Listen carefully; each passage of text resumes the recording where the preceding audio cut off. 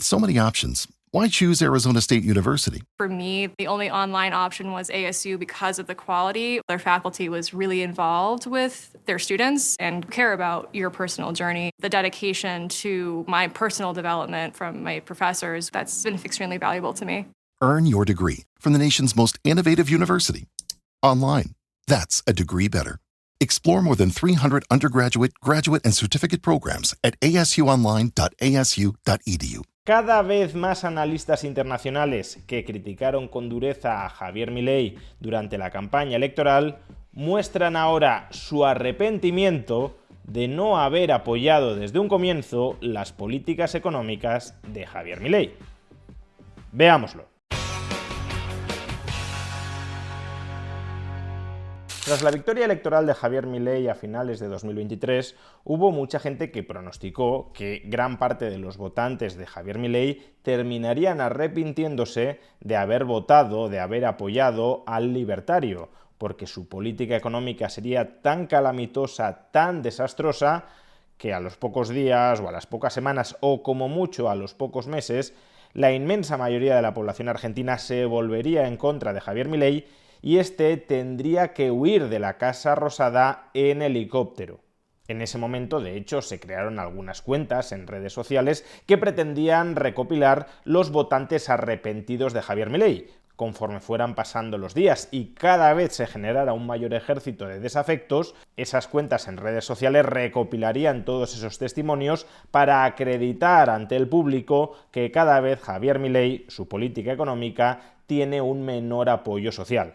Y en parte es verdad que la popularidad de Javier Milei se ha desgastado con el paso de los meses, como sucede con prácticamente todos los gobernantes. Sin embargo, sigue teniendo índices de aprobación muy superiores a los de cualquier otro presidente en este momento de su mandato. De hecho, y a tenor de las encuestas existentes, parece mucho más probable que si hoy hubiese elecciones, Javier Milei mejorara muy sustancialmente los apoyos que obtuvo en la primera vuelta de las elecciones presidenciales.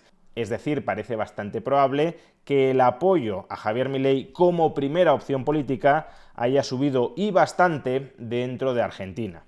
No solo eso, fuera de Argentina también hay personas relevantes que se arrepienten no de haber apoyado a Javier Milei, sino de no haberlo apoyado.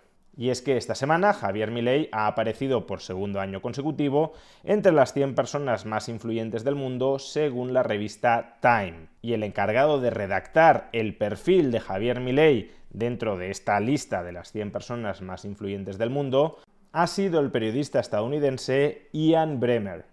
Fijaos en cuál fue la publicación de este prestigioso periodista estadounidense, nada más resultó electo Javier Milei. Milei, autodeclarado anarcocapitalista, ha ganado las elecciones en Argentina. Se viene de manera inminente un colapso económico aún mayor. Y de hecho, varios meses después de que arrancara la presidencia de Milei, Ian Bremmer seguía pronosticando el colapso de Argentina, aunque, según dijo, ya no de manera inminente.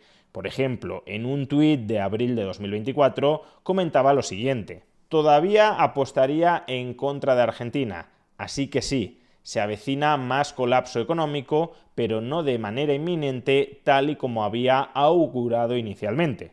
Pero conforme fueron pasando los meses y el colapso no solo no llegaba, sino que daba pie a una clara recuperación económica con un descenso contundente de la tasa de inflación, pues Ian Bremmer terminó cayéndose del caballo. Por ejemplo, ya en enero de 2025 escribió el siguiente tuit: las políticas de austeridad de Javier Milei están funcionando. Me alegro mucho de haberme equivocado en esto. Y como digo, ahora Ian Bremmer ha sido además el encargado de escribir en la revista Time el perfil político-económico de Javier Milei, que lo haría merecedor de integrar esa lista de las 100 personas más influyentes del mundo. Atención al texto de Ian Bremmer para constatar el radical cambio en su opinión política sobre la figura de Javier Milei. En 2023 el candidato Javier Milei se presentó ante los votantes como un outsider antisistema, empuñando una motosierra que Argentina necesitaba para controlar la inflación crónica y la disfunción gubernamental. 20 meses después, los escépticos, yo fui uno de ellos, están en retirada. No todos están en retirada, ¿eh? A esto habría que matizarle que todavía hay mucha gente muy deshonesta que sigue sacando pecho por supuestamente haber acertado en todo lo que dijeron que iba a sucederle a la economía argentina bajo las políticas de Javier Milei, cuando en realidad ha ocurrido todo lo contrario de lo que ellos dijeron catastrofistamente en su momento. Pero bueno, hay gente honesta como Ian Bremmer, que pudo equivocarse, pero que no tiene ningún problema en reconocer que se equivocó, cuyo escepticismo, en efecto, sí está en retirada. Desde que Milei asumió la presidencia en la Casa Rosada, los votantes han castigado a líderes electos y partidos gobernantes en India, Sudáfrica, Francia, Reino Unido, Japón, Alemania y Estados Unidos, en parte porque los precios han aumentado.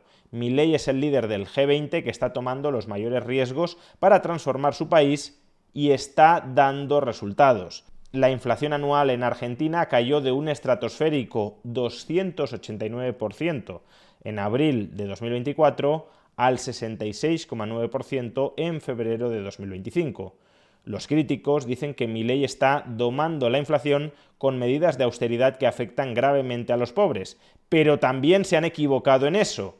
La tasa de pobreza nacional bajó del 52,9% en la primera mitad de 2024 al 38,1% en la segunda mitad. El sistema político de Argentina ha estado gravemente roto durante décadas y ha resultado que los argentinos necesitaban a alguien que realmente arreglara ese sistema roto. Vamos, que de ser un completo escéptico sobre la obra política y económica de Javier Milei, ahora mismo Ian Bremmer parece estar bastante ilusionado con la disrupción en la política y en la economía argentina que ha introducido Javier Milei. Porque en efecto, cuando todo era un cenagal de estatismo, de intervencionismo, de corrupción, de arbitrariedad política, de hiperregulaciones asfixiantes, de fijación de precios, de monetización de déficits públicos a través del Banco Central destruyendo el valor del peso, de controles cambiarios, de redes clientelizadoras para consolidar el pobrismo en lugar de permitir la salida de la pobreza. Cuando la política y la economía argentina eran esencialmente todo eso, por supuesto que era necesario entrar con la motosierra a acabar con toda esa casta política y burocrática que estaba robando, parasitando y empobreciendo a los argentinos. En ese caso, el suicidio y el colapso no venía de plantear cambios muy radicales, sino de quedarte como estabas y de no plantear esos cambios radicales. Por supuesto, no cualquier cambio radical tiene por qué mejorar un sistema que está roto, dado que puede haber cambios radicales que aún empeoren más, dado que podía haber también cambios muy radicales que empeoraran todavía más la situación en la que se hallaban los argentinos. Por ejemplo, una revolución bolivariana en Argentina no le habría sentado en absoluto bien. Pero que no todo cambio radical sea una solución no equivale a decir que la única solución no pase por un cambio radical. No cualquier cambio radical, pero sí un determinado cambio radical. Eso es lo que, al parecer, ha comenzado a entender con respecto a Argentina Ian Bremmer, y ojalá en el futuro cada vez más gente comience a entenderlo, no solo con respecto a Argentina, sino también con respecto al resto del mundo.